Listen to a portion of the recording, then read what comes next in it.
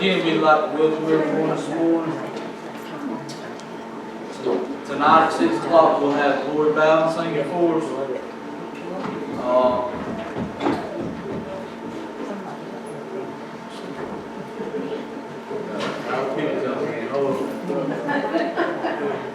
They call us now one time.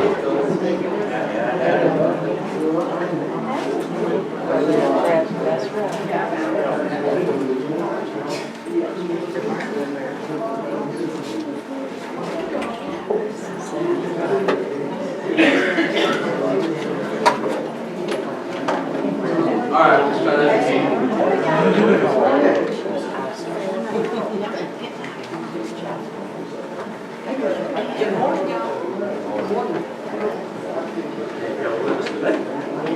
Again, we'd like to welcome everyone. Tonight at 6 o'clock, we'll have Glory Bound. Revival is this week at 7:30, Monday through Wednesday. Brother Kyle Powell will be the speaker. Any more announcements? I'm going to be collecting blankets the next few weeks for Brunswick County Street Bridge. Me and my mom been talking to Donna from Street Bridge. With winter coming, it's going to be starting to get really cold, and one of their big needs right now are blankets.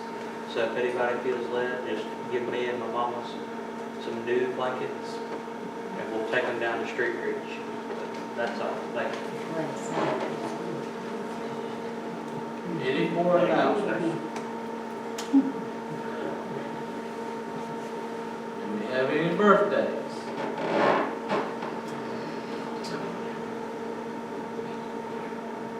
Alright, seeing none, at this time we'll take a morning offering. Jack.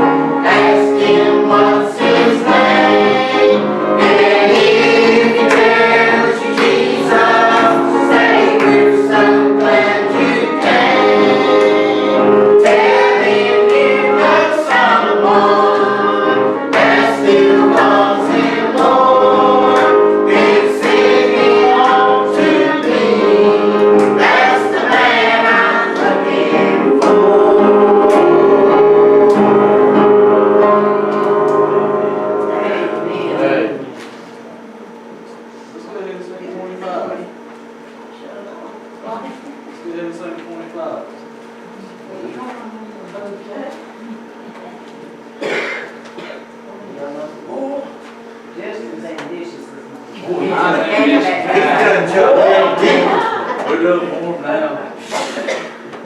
Okay.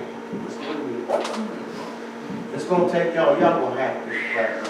Y'all- 180. We'll find out in a second. 180 in the little book. Yeah, y'all get your little book out and get 180, let's sing it all together. I'll stand up and sing too. Stretch your leg, push your push down.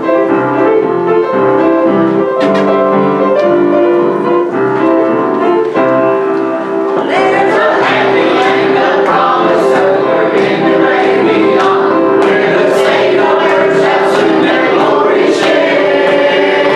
Where the souls of men shall enter and live on forevermore. Everybody will be happy over there. Everybody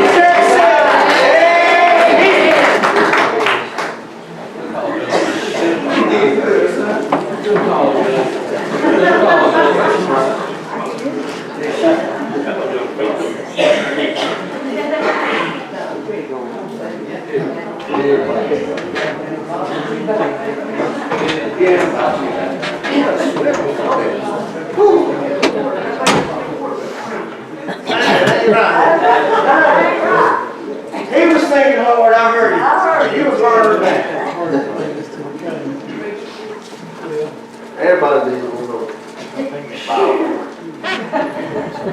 there. Morning, everyone. Hope you're enjoying this beautiful Lord's Day. So far, that cool weather out there. It was good. I hopefully needed my dick for the last time yesterday evening, because if I do it one more time this year, I don't know what, they might get to the hospital, I believe. My arms are sore, I was sore all over, like I've been in a bad car wreck or something. But I got it done. And my neighbors, I got his too. The one that I always let grow up and then finally do it. Being a good neighbor that I am. Good morning, neighbor. I got it for him. It's been one of them weeks, Lord knows, went to work Monday, and these big corporations, I don't know if y'all have experienced this, they like to send out bad emails at Thursday or Friday evening at 4:45, when everybody's mostly gone, but Duke's having a lot of cutbacks, streamlining the organization, so they're doing a reorg, and there's going to be a lot of people losing jobs here right at the first of the year, so for that. Yeah, that was a bomb. And then the next day, found out my friend, Kevin Connor, state trooper, had got killed. Boy, that was a bomb there. And I dedicate today's message to him. I met him a few years back. This probably been 10 or 12 years ago. He just went through trooper school, as a matter of fact. I am an avid hunter, y'all know that. Like the duck hunter. And his brother-in-law, Dustin, was friends with one of my friends. And anyway, we all duck hunted together for years. I mean, we had a kind of bad, all good things come to the end, it seems, I don't know, 3 or 4 years ago, we lost one of our best places to hunt. Everybody kind of just went the wrong way there. But there was a group of about, I'm going to say 10, 15 head of us boys. We'd go hunting, and every Saturday morning we'd meet up at this one guy's shop and cook breakfast, and it was just a good time, Got to know him there. And he loved the Lord more than anything. Hey. That's the most important thing. But he loved people too. And in today's message, it weighed heavy on my heart this week about, God's will. Somebody, and y'all just hear me out today. Somebody will look at his wife and say, well, honey, that was just God's will. No, that weren't. God's will is for man to be saved. God's will is for man to do the right thing. Not for someone to shoot someone. That's not God's will. It's not God's will that a wife and 2 children are mourning today and are without a husband. That's not God's will. And to figure that out, y'all probably say, well, Chris, you do it. It happened, so it had to happen for a reason, right? Good, bad, or indifferent, it happened. But you had to, I thought about this. You had to trace it all the way back to the beginning. All the way back to Adam and Eve to figure out God's will. God's will was, He put man in a perfect place. He put man in a perfect world. He put man in a place that knew no sin. That was God's will, for man to be sinless, not sinful. You see what I'm saying? And He put us in the garden, but He wanted to know if this thing that I've created, does it love me? Does it love me? So He gives us free will. And through curiosity, through man's sinful heart, we sin. What Adam done in the garden all them years ago is affecting each and every one of you today, because that was the fall of man. That was when we left the perfect place that God had created for us, what God had willed for us, we left that and chose to be sinful. Chose to make our own decisions, if you will. Now, you can look at that and say, well, God's will is for a person to live to be a little around 70 years old. That's His will. His word tells you that. That's God's will. And for that person to die of natural causes. Because see, a lot of times, I'm saying a lot of times, y'all hear me out now, y'all might say, well, you're wrong. If y'all think I'm wrong, tell me. To be 70 years old, to die of natural causes, that's God's will. You take a man that's took another man's life, that wasn't God's will there. He didn't intend for that. That's sin, and God don't will sin. That man the other night, Kevin left home that Tuesday evening on the night shift. He left and went to Matthew 5, verse 9. Blessed are the peacemakers, for they shall be called the children of God. He left home that night to keep the peace. He took an oath those years ago to protect and to serve fellow man unto death. Any man that stands and he's a police officer, military, all that, those jobs there. I promise to keep your lights on. As any way possible. I'm going to keep your lights on and keep you watching TV and all that. And hey, if something happened at that plant and you know, and I had to lose my life to protect the public from something bad happening there, so be it. The way I see it, but I don't take an oath to do that. Those fellas in those jobs there, they say, hey, I want to protect my fellow man unto death. I will die for you. Forgetting everything to save your life, I will die for you. Now imagine this. That very guy that he pulled over for speed, that shot him several times and killed him, that took his life. Had that same guy got in a bad wreck and been trapped in that vehicle and burned it up, he would have risked his life to have saved him. That very same guy. Guess what? He'd already done that before. Lake Waccamaw a few years back. Bad wreck, car's on fire. He put it out. Got some kind of big hero award for doing that very act there. But to take that oath to serve unto death. Now, let's look at this other fellow.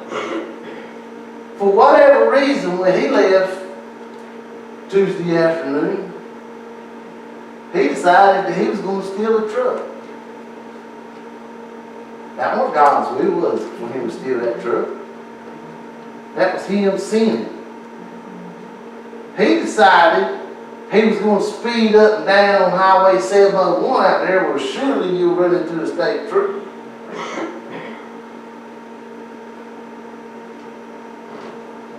And get pulled over. Now, whether he made a conscious decision that he was going to shoot whoever pulled him over, who knows? But that was him making bad decisions. And because this man chose to make bad decisions, a wife lost a husband, children lost a father, friends lost a friend, and people's lives were changed forever because of it. But what God can do He can take this tragedy, this bad thing, and change people's lives. And what God can do, my God, is the terrible tragedy of it all, the worst thing that could have happened. He can make it into something good. The very man that pulled the trigger and killed this police officer, God will forgive that man. God will wipe his slate clean. God will save his soul. Now, who had to pay man for what he's done, of course. And he should. He should. But that's the kind of God we serve. He can take this tragic event and turn it into something, awesome. I seen one guy, he was talking about Kelly. He said, he saved my life. He said, save your life. How did he save your life? He said, he arrested me and took me to jail. Well, how could arresting you and taking you to jail save your life? He said, well, I was an alcoholic and I was strung out on drugs. And I wrecked my car. And he arrested me. And on the way to jail, he talked to me and told me that I could beat this thing and I could be a better person. And he said, I've been sober 4 years. Because somebody cared and showed that tough love. Tough love. We don't like to get at that a lot of times, those parents. See, that thing started with this young man that killed him. It started when he was little. He just didn't wake up Tuesday morning and say, hey, I think I killed somebody today. Oh no, it goes back to when he was this big. Where was the respect there? Had he ever been taught respect? I respect the police officer, and we should. If you look at all these cases, not all of them, because they aren't bad. There are some people that take advantage of their position. But a lot of these cases, if people would have just showed a little respect to the officer, they'd still be with us. Sad to say. But respect, showing respect is taught when we're little. This guy wasn't taught respect. He wasn't taught the value of life. It said, blessed are the peacemakers.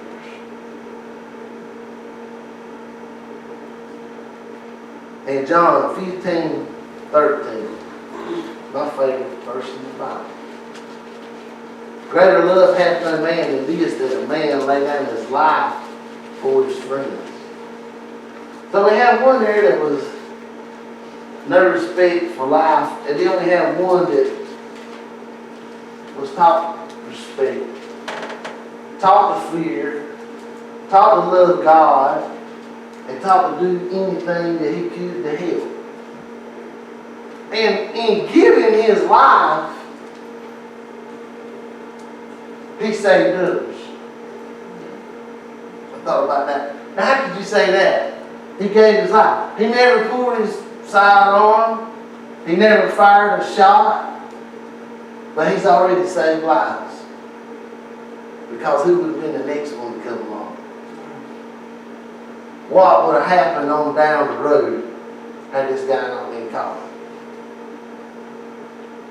Tragic as it is. But, like me and Mindy was talking, she said, when you get caught up in the human side of this thing, we don't have the mind to see and think it's like God. We can read His words, we can see His wonderful works, and we can realize it, but we have a mind that's carnal, that's of man. We can't see what was down the road. Now, Kevin, being a man that loved the Lord, he's in heaven. He wouldn't come back if he could. Right. He's in heaven today. And we're left here to live our lives. Sometimes it's like I say, heaven got a little brighter and earth got a little darker than someone lives, you know. That's sad to look at things like that, and I shouldn't. But, you know, I think that God gets blamed for a lot of things that he's not responsible